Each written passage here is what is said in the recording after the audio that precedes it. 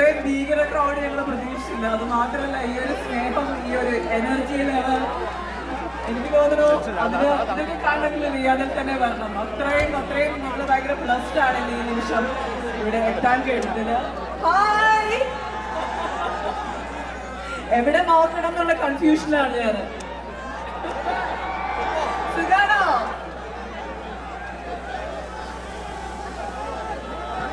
നമ്മള് റേച്ചൽ മൂവിയുടെ പ്രമോഷന്റെ ഭാഗമായിട്ടാണ് ഇവിടെ എത്തിയിരിക്കുന്നത്.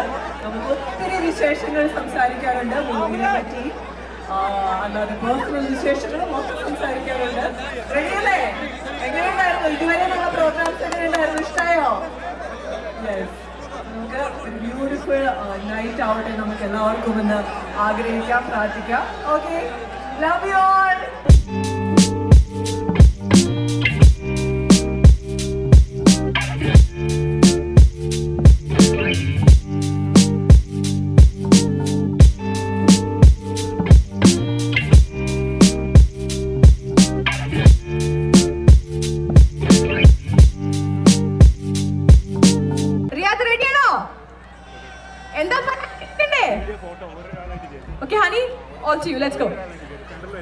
എല്ലാവർക്കും നമസ്കാരം. സുഖല്ലേ?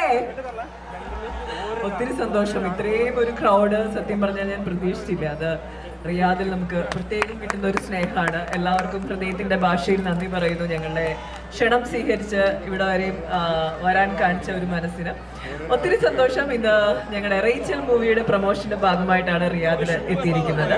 മൂവി 12-ാം തീയതി റിലീസ് ചെയ്യാണ്. ഭയങ്കര ബ്യൂട്ടിഫുൾ ആയിട്ട് വന്നിട്ടുണ്ട് മൂവി. റേച്ചൽ ഡയറക്റ്റ് ചെയ്തിരിക്കുന്നത് ആനന്ദിനി ബാലയാണ്. പ്രൊഡ്യൂസ് ചെയ്തിരിക്കുന്നത് ബാദുക്കയാണ്. മഞ്ജു ബാദുക്കയാണ് ഇപ്പം മൂവി ആളുകളിലേക്ക് എത്തിക്കുന്നത്.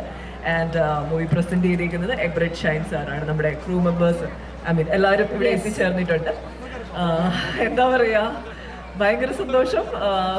മൂവിയുടെ കാര്യത്തിൽ ഡെഫിനറ്റ്ലി നമ്മൾ അത്രയും എക്സൈറ്റഡ് ആണ്. അതേപോലെ തന്നെ ഇവിടെ കിട്ടുന്ന ഈ ഒരു വാം വെൽക്കം. സീരിയസ്ലി നിങ്ങളെല്ലാവരും പടം ഇറങ്ങുമ്പോൾ കാണൂലേ? ഡെഫിനറ്റ്ലി നിങ്ങൾക്ക് എല്ലാവർക്കും ഇഷ്ടപ്പെടുന്ന ഒരു മൂവി ആയിരിക്കും എന്നുള്ളൊരു വിശ്വാസം ഞങ്ങൾക്കുണ്ട്. പടം നന്നായി വന്നിട്ടുണ്ട്.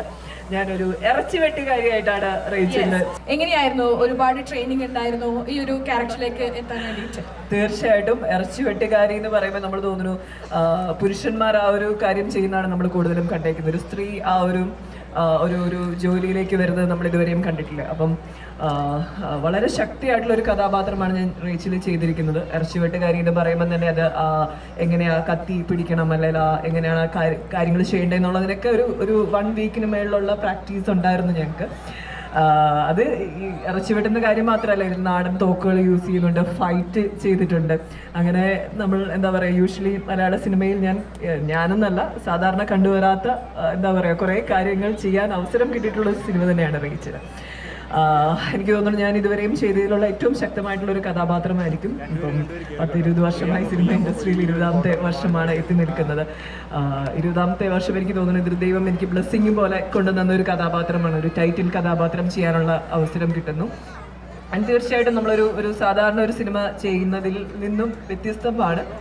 ഡെഫിനറ്റ്ലി അത് ഹ്യൂജ് റെസ്പോൺസിബിലിറ്റിയാണ്. അറ്റ് ദ സെയിം ടൈം അതിൻ്റെ എല്ലാ എക്സൈറ്റ്മെൻറ്റോടും ത്രില്ലോടും കൂടിയാണ് ഞാനും നിൽക്കുന്നത് ഈ ഒരു സ്റ്റേജിൽ. അത് ആളുകളിലേക്ക് എത്തുമ്പം എനിക്ക് തോന്നുന്നു ഡെഫിനറ്റ്ലി അവർ 2 കൈ നീട്ടി സ്വീകരിക്കും. ഇപ്പോൾ നമ്മൾ ട്രെയിലറിൽ കാണുന്നത് തന്നെ നമുക്കറിയാം, വിഷ്വൽ ട്രീറ്റ് ആയിരിക്കും ഈ മൂവി. ഒരു വളരെ എന്താ പറയുക ശക്തമായ കഥാപാത്രങ്ങൾ അല്ലെങ്കിൽ കഥാപാത്രമുള്ള സിനിമയാണ്. ആൻഡ് അതേപോലെ തന്നെ വിഷ്വലി ഭയങ്കര ബ്യൂട്ടിഫുൾ ആയിട്ട് എടുത്തേക്കുന്ന പാലക്കാട്, കൊല്ലങ്കോട് അങ്ങനെയുള്ള പ്രദേശങ്ങളിൽ ഷൂട്ട് ചെയ്തേക്കുന്ന ഒരു സിനിമയാണ്. ആൻഡ് അതേപോലെ തന്നെ ഫൈറ്റ് സീക്വൻസ് ഉണ്ട്. ഒരു ആക്ഷൻ റിവെഞ്ച് എന്താ പറയുക ഒരു ത്രില്ലർ ടൈപ്പ് ഓഫ് മൂവി എന്നൊക്കെ നമുക്ക് വിളിക്കാൻ കഴിയുന്ന ഒരു സിനിമയായിരിക്കും. നമുക്ക് ഫൈറ്റ് സീൻസ് എന്ന് പറഞ്ഞ പോലെ ഹണിക്ക് എന്തെങ്കിലും ഒരു എക്സ്പീരിയൻസ് ഷെയർ ചെയ്യാനുണ്ടോ? നമ്മൾ ഓഡിയൻസുമായിട്ട് ഇപ്പോൾ ഫൈറ്റ് സീൻസ് ഒക്കെ ചെയ്തെന്ന് പറഞ്ഞു. അപ്പോൾ എന്തെങ്കിലും ഒരു ഷെയർ ചെയ്യാൻ വേണ്ടിയിട്ട് നമുക്ക് സസ്പെൻസ് ഒന്നും കൊടുക്കേണ്ട, ഗ്ലൂക്കോസ് ഒന്നും കൊടുക്കേണ്ട. So anything that is you would like to share. പറയില്ല, ഈ സിനിമയിൽ from the beginning to till the end നമ്മൾ അഭിനയിക്കുന്ന സമയത്ത് പല കാര്യങ്ങളും ഭയങ്കര ചലഞ്ചിങ് ആയിരുന്നു. നമ്മൾ ഷൂട്ട് ചെയ്യാൻ എടുത്തേക്കുന്ന ടെറൈൻ ആയാലും നമ്മൾ ഈ ഫൈറ്റ് സീക്വൻസ് ഒക്കെ കൂടുതലും ഒരു കാടിൻ്റെ ഉള്ളിലാണ് ഷൂട്ട് ചെയ്യുന്നത്. നമ്മൾ കാലെടുത്ത് വെച്ചാൽ തന്നെ അട്ടയാണ് അവിടെ ഫുള്ള്. അപ്പം അതിന് വേണ്ടിയുള്ള പ്രിക്കോഷൻസ് എടുക്കുക. നമ്മൾ കൈയും കാലും എല്ലാം ഉപ്പൊക്കെ തേച്ചിട്ട്, അപ്പം നമ്മൾ പറയാറുണ്ട് ഞങ്ങൾ ഉപ്പിലിട്ട് വെച്ചേക്കാണെന്ന്. അപ്പം അങ്ങനെയൊക്കെ കുറേ കഷ്ടപ്പെട്ടിട്ടാണ് നമ്മൾ ഫൈറ്റ് സീക്വൻസ് ചെയ്യുന്നത്. ആൻഡ് അത് മാത്രമല്ല ഈ പറയുന്നത് പോലെ ഈ സിനിമയിലൊക്കെ ആക്ഷൻ കാണുമ്പോൾ നല്ല രസമാണ് നമുക്ക്. ഈവൻ ഞാനും എനിക്കും ഇതുവരെയും മാറി നിന്ന് അല്ലെ നായകന്മാർ ഇടിക്കുമ്പോൾ മാറി നിന്ന് അയ്യോ ഇടിക്കല്ലേ ഒന്നും ചെയ്യല്ലേ എന്നൊക്കെ പറയുന്നത് എനിക്കും കിട്ടിയിട്ടുള്ളൂ. ഇതുവരെയും അങ്ങനെയുള്ള റോൾസ് ആയിരുന്നു കിട്ടിയിരുന്നത്. ഇത് ഫസ്റ്റ് ടൈമാണ് സ്വന്തമായിട്ട് എന്താ പറയാ ഇടിക്കാനുള്ള ഒരു അവസരം ഒരു സിനിമയിൽ കിട്ടുന്നത്. അപ്പൊ അത് ഇത്രയും ബുദ്ധിമുട്ടാണ് എന്നുള്ളത് ഈ സിനിമ ചെയ്ത് കഴിഞ്ഞപ്പോൾ മനസ്സിലായി. പക്ഷെ വിഷ്വലി അത് ഭയങ്കര രസമായി വന്നിട്ടുണ്ട്. അതിന്റെ ഒരു റിസൾട്ട് കാണുമ്പോൾ നമ്മൾ ഭയങ്കര ഹാപ്പിയാണ്. ഓക്കെ, ഒരുപാട് എക്സ്പെക്ട് ചെയ്തിട്ടാണ് നമ്മൾ വെയിറ്റ് ചെയ്തിരിക്കുന്ന റിലീസിന് വേണ്ടിയിട്ട്. So what was the one factor ഒരു മൂവി ആയിട്ട് നമ്മളെ സ്ക്രിപ്റ്റ് റൈറ്റർ സമീപിച്ച സമയത്ത് what was the one factor ഞാൻ ഇപ്പൊ തന്നെ ചെയ്യാമെന്ന് പറഞ്ഞ ഒരു ഫാക്ടർ എന്തായിരുന്നു?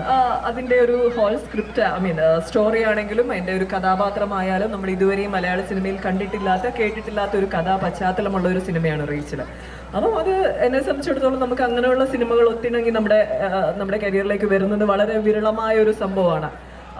അത് സംഭവിച്ചു എന്നുള്ളത് തന്നെ എനിക്കത് ആ സ്റ്റോറി ലൈൻ ആനന്ദിനി എൻ്റെ അടുത്ത് പറയുമ്പോൾ തന്നെ എനിക്ക് ഭയങ്കരമായിട്ട് ഇഷ്ടമായി. പിന്നെ നമ്മൾ ആ കോസ്റ്റ്യൂമും അല്ലെ മേക്കപ്പും അല്ലെ ഡയലോഗും ഒക്കെ പറഞ്ഞിട്ട് ഒരു ജസ്റ്റ് ഒന്നൊരു ട്രയൽ നോക്കിയിരുന്നു എങ്ങനെ ഉണ്ടാവും എന്നറിയാനായിട്ട്. അപ്പോൾ അത് കഴിഞ്ഞിട്ടായിരിക്കും കുറച്ചും കൂടി ഒരു കോൺഫിഡൻസ് കിട്ടിയത്. കാരണം നമ്മൾ യൂഷ്വലി പറയുന്ന സംസാര രീതിയിൽ 1970s നടക്കുന്ന ഒരു കഥയാണ്.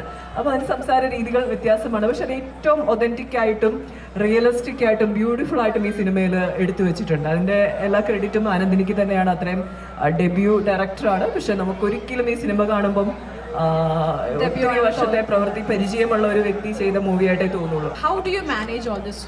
U look stunning in every outfit honey, അല്ലേ? നമ്മുടെ ലേഡീസ് എല്ലാവരും ഒത്തൊരുമയോടെ പറയുന്ന കാര്യമായിരിക്കും you look stunning in every outfit. ആരാണ് സ്റ്റൈൽ ചെയ്യുന്നത്? Thank U.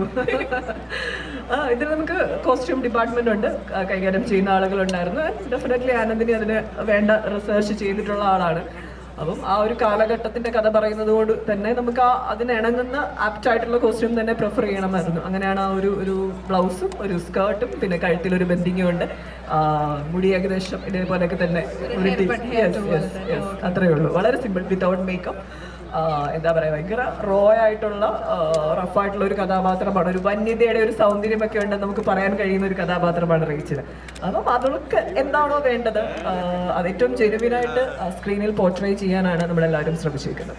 തീർച്ചയായിട്ടും നമുക്ക് ട്രെയിലർ കാണുമ്പോൾ തന്നെ അത് മനസ്സിലാവും. സോ നമുക്ക് ടീമിനെ മൊത്തം നമുക്ക് വേദിയിലേക്ക് സ്വാഗതം ചെയ്യാം. എന്താ അവിടെ അവരുടെ സെപ്പറേറ്റ് ചില്ലയാണ്. ആദ്യം തന്നെ എല്ലാവർക്കും നമസ്കാരം. പിന്നെ പറഞ്ഞ പോലെ 3 ലേഡീസ് എന്നൊരു പരിഗണന ഞങ്ങളുടെ സിനിമയ്ക്ക് വേണ്ട. Because ladies are super stars അല്ലേ? അതെ അതെ. എല്ലാവർക്കും കാണാൻ പറ്റിയ നല്ലൊരു മൂവിയാണ്. അപ്പം ഞങ്ങൾ റേച്ചൽ എന്ന സിനിമയുടെ വിശേഷം പങ്കുവെക്കാൻ ഇവിടെ എത്തിയിരിക്കുകയാണ്. അപ്പം നിങ്ങളെല്ലാവരും കൈ നീട്ടി സ്വീകരിക്കും എന്ന ഇതിൽ ഞങ്ങൾ ഡിസംബർ 12-ന് നമ്മുടെ സിനിമ റിലീസാക്കുകയാണ്. അപ്പോൾ എല്ലാവരും തിയേറ്ററിൽ പോയി സിനിമ കാണുക. അതുപോലെ ഞങ്ങൾക്ക് ഈ പ്രോഗ്രാമിന് ഇവിടെ എത്താൻ സഹായിച്ച ലുലു, ബാക്കി എല്ലാവർക്കും ഈ അവസരത്തിൽ നന്ദി പറയുന്നു. എങ്ങനെയുണ്ട് നമ്മുടെ ക്രൗഡ് കണ്ടിട്ട്? What did you expect? No, I didn't expect this. ഭയങ്കര നിങ്ങളുടെ ആരവവും നിങ്ങളുടെ സ്നേഹവും ഒക്കെ എന്നും എൻ്റെ മനസ്സിലുണ്ടാവും. എല്ലാവർക്കും നമസ്കാരം. എൻ്റെ പ്രിയപ്പെട്ട റിയ സഹോദരങ്ങളെ നമസ്കാരം.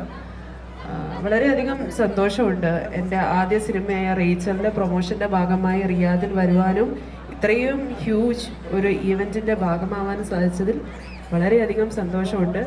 നിങ്ങളുടെ ഈ സ്നേഹവും ആരവവും എന്നും ഞാൻ എൻ്റെ ഹൃദയത്തിൽ സൂക്ഷിക്കും. വളരെയധികം സന്തോഷം. ഡിസംബർ 12-ന് റേച്ചൽ തിയേറ്ററുകളിലെത്തും. നമ്മൾ ഒരു ഡയറക്ടർ എന്നതിൽ കണ്ടു, ഇപ്പോൾ ഒരു റൈറ്റർ, ഒരു പ്രൊഡ്യൂസറായിട്ട് നമ്മൾ കാണുകയാണ്. So how was the movie Rachel? എങ്ങനെയായിരുന്നു റേച്ചൽ എങ്ങനെ എത്തിയത്? ഞാൻ സിനിമ 2013-ലാണ് സ്റ്റാർട്ട് ചെയ്തത് സിനിമ ജീവിതം. എഴുത്തുകാരനായും അതിൻ്റെ സംവിധായകനായും 1983 എന്ന സിനിമയിലാണ് ഞാൻ സ്റ്റാർട്ട് ചെയ്തത്. അതിനുശേഷം 5 സിനിമയോളം സംവിധാനം ചെയ്തു. ആദ്യമായാണ് മറ്റൊരു സംവിധായകന് വേണ്ടി അല്ലെങ്കിൽ സംവിധായികയ്ക്ക് വേണ്ടി ഒരു തിരക്കഥ രചനയിൽ പങ്കാളിയാവുന്നത്. ഒരു സിനിമയുടെ കഥ, അതിൻ്റെ ഒരു ബീജം എന്ന് പറയുന്നത് അതിൻ്റെ ഒരു ബേസ് കോൺസെപ്റ്റ് ഒരു കഥയിൽ നിന്നാണ് സ്റ്റാർട്ട് ചെയ്യുന്നത്. അത്തരത്തിൽ ഒരു കഥ രാഹുൽ മണപ്പാട്ട് എന്ന് പറയുന്ന ഒരു ചെറുപ്പക്കാരൻ, ഒരു സ്റ്റുഡൻറ്റ്, ആക്ച്വലി ഒരു PG സ്റ്റുഡൻറ്റ്, മാതൃഭൂമിയുടെ കഥാമത്സരത്തിൽ എഴുതി സമ്മാനം നേടിയ ഒരു ചെറുകഥയുടെ സിനിമാവിഷ്കാരമാണ് റേച്ചൽ എന്ന സിനിമ. ആ കഥ അങ്ങനെ തന്നെ മനോഹരമായ ഒരു കഥ, ഇൻറ്റൻസ് ആയിട്ടുള്ള ഇമോഷൻസ് ഉള്ള ഒരു കഥയായിരുന്നു. ആ കഥയിൽ ശക്തമായിട്ടുള്ള കഥാപാത്രങ്ങളുണ്ടായിരുന്നു. അതിൽ റേച്ചൽ ഉണ്ടായിരുന്നു, അതിൽ മറ്റ് നിക്കോളാസ് ഉണ്ടായിരുന്നു, പോത്ത് ജോയി ഉണ്ടായിരുന്നു, ജോഷു ഉണ്ടായിരുന്നു, തെരേസ ഉണ്ടായിരുന്നു. അത്തരത്തിൽ ഒരു ഒരു ഒരു കഥാപാത്രങ്ങളുള്ള ഒരു സിനിമയ്ക്ക് തിരക്കഥ എഴുതുക എന്നുള്ളതായിരുന്നു എൻ്റെ മുന്നിലുള്ള. തിരക്കഥ എഴുതാനായിട്ട് അവരുടെ കൂടെ സഹായിക്കുക, അവരോടൊപ്പം ചേരുക, എൻ്റെ എക്സ്പീരിയൻസ് വെച്ചിട്ട് ഇവരോടൊപ്പം ചേരുക എന്നുള്ളതായിരുന്നു എൻ്റെ മുന്നിലുള്ള കടമ. അത് ചെയ്തിട്ടുണ്ട്. ആ സിനിമ നന്നായി visually, sound wise, performance wise, ആർട്ടിസ്റ്റുകളുടെ പെർഫോമൻസ് വൈസ്, എസ്തെറ്റിക്കലി അത് നന്നായി വന്നിട്ടുണ്ട്. ആ സിനിമ ഒരു നല്ല തിയേറ്റർ എക്സ്പീരിയൻസ് ആയിരിക്കും. തിയേറ്ററിൽ പോയി കണ്ടാൽ ആ സിനിമ വർത്തായിരിക്കും. ആ സിനിമ കണ്ടാൽ ആ സിനിമ നിങ്ങൾക്ക് ആസ്വദിക്കാൻ പറ്റും. അതൊരു ഉഗ്രൻ തിയേറ്റർ എക്സ്പീരിയൻസ് ആയിരിക്കുമെന്ന് ഞാൻ വിശ്വസിക്കുന്നു. റിലീസിന് മുന്നേ ഞാൻ സിനിമയെ പറ്റി സംസാരിച്ച അതൊരു അഭംഗിയായി പോകുമോ എന്ന് ഭയന്നിട്ടാണ് ഞാൻ അധികം സംസാരിക്കാഞ്ഞത്. സിനിമ സംസാരിക്കട്ടെ എന്നാണ് ഞാൻ വിചാരിക്കുന്നത്. പക്ഷേ എനിക്ക് ഒരു കാര്യം നിങ്ങൾക്ക് ഉറപ്പ് തരാൻ സാധിക്കും, ഈ സിനിമ വിപണന സാധ്യതയുള്ള, കൊമേഴ്ഷ്യൽ എലമെന്റ്സ് ഉള്ള, ഓഡിയൻസിന് തിയേറ്റർ എക്സ്പീരിയൻസ് നൽകുന്ന ഒരു സിനിമയായിരിക്കും എന്ന് ഞാൻ വാക്ക് തരുന്നു. എല്ലാവരുടെയും അനുഗ്രഹം ഉണ്ടാവണം. Love you all. Thank you so much. Home appliance വാങ്ങാൻ ഒരിടത്ത്, ക്രോക്കറി വാങ്ങാൻ വേറൊരിടത്ത്, ഗാഡ്ജറ്റ്സ് വാങ്ങാൻ വേറെ എവിടെയോ ഒരിടത്ത്. അതെ, എന്തിനെങ്ങനെ പലയിടത്തും ഓടണം? മൈജി ഫ്യൂച്ചർ ഉണ്ടല്ലോ. മൊബൈൽ ഫോൺ മുതൽ ഹോം അപ്ലയൻസസ് വരെ എല്ലാം ഒരിടത്ത്. ഏറ്റവും കുറഞ്ഞ EMI. അങ്ങനെയാണെങ്കിൽ ഏറ്റവും കുറഞ്ഞ വില. ആഹാ, എന്നാ ഏറ്റവും കൂടുതൽ ഓഫറുകൾ. MyG future. Experience the next. MyG ആണ് ഫ്യൂച്ചർ.